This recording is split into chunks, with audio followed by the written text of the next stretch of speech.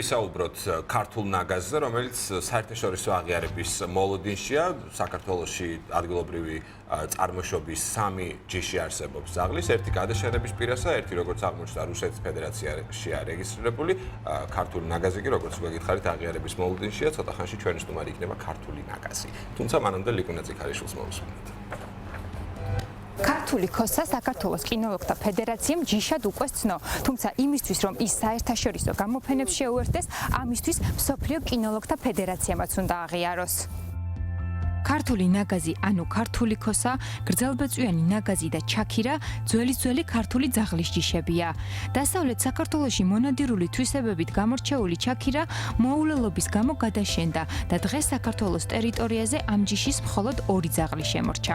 რაც შეეხება გრძელბეწვიან ნაგაზს, წლების წინ ის რუსეთმა დაარეგისტრირა და წარმოშობის ადგილად რუსეთი ჩაუწერა. მთავარი არგუმენტი ისაა, რომ ეს ქვეყანა კავკასიის ნაწილს ფლობს.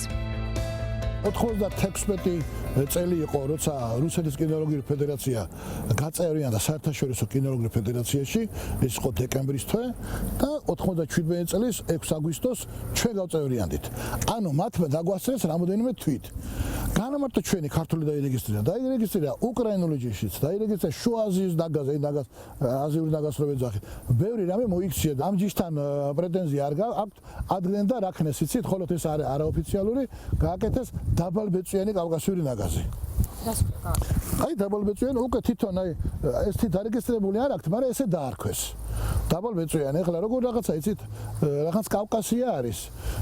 იყო დრო 90-იან წლებში, როცა ჩვენი ქართველებს ძალიან ვიჭირდა ყაზბეგის რაიონში, სულ ყაზბეგიდან გადაყავდათ ძაღლები, უფრო სწორედ.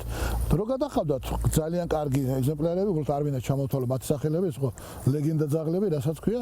მე ადგენდა დაარქვეს, რომ ეს არის ალანსკი ვალკადაო. ყველაფერი მიტაცებაზე, ყველაფერი მიაქვთ აქედან და მე არქმევენ, ეს არის მათი ქვეყნის.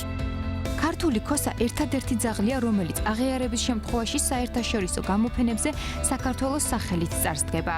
ეს ჯიში დაბალი და ბზინვარე ბეწვით, დიდი ტანადობით, სიმამაცით და სიძლიერით გამოირჩევა. ისინი ტერიტორიის საუკეთესო მცველები არიან და უზარმაზარი ფართობის კონტროლი შეუძლიათ. გიორგი მათიაშვილი დროის უმეტეს ნაწილს ძაღლებთან ატარებს, განსაკუთრებით კავკასიური ნაგაზები უყვარს. ამბობს, რომ ისინი მეგობრობით და ერთგულებით გამოირჩევიან. დილიდანვე გამოიყვან გაასეირნებ ძაღლს, მერე გასაწმენდი რაც არის გაუწმიდავ, საჭმელს დაუყრი, წყალს. მეტი არაფერი არ სჭირდება. ძალიან ადვილი მოსავლელია. ძალიან ერთგული და ძალიან ადვილი შესანახი ძაღლია. აი რა მოვყვათ როგორი გაწვრთნა სჭირდება. გაწვრთნა ეხლა ეს ლეკვია, მაგრამ უკვე ნელა-ნელა იმდენს ვახცევთ, რომ დაჯექი არ შეიძლება, ფუ ეგეთ რაღაცებს ვასწავლით. საჭმელა ჯერ ადრეა. რამდენად არის აგრესიული? არანაირად აგრესიული არ არის. ბავშვები უყვარს, ხალხი უყვარს ძალიან. იმისთვის, რომ ქართული ქოსა საერთაშორისოდ აღიარებულ ჯიშთა ჩამონათვალს შეუერთდეს, საჭიროა გენეტიკური ანალიზი, უნდა გამოცხადდეს მისი საყოველთაო რეგისტრაცია და მიიღოს სპეციალური ბარათი იმის დასტურად, რომ ქართული წარმომავლობისაა. ეს ყველაფერი კი გარკვეულ თანხებთანაა დაკავშირებული.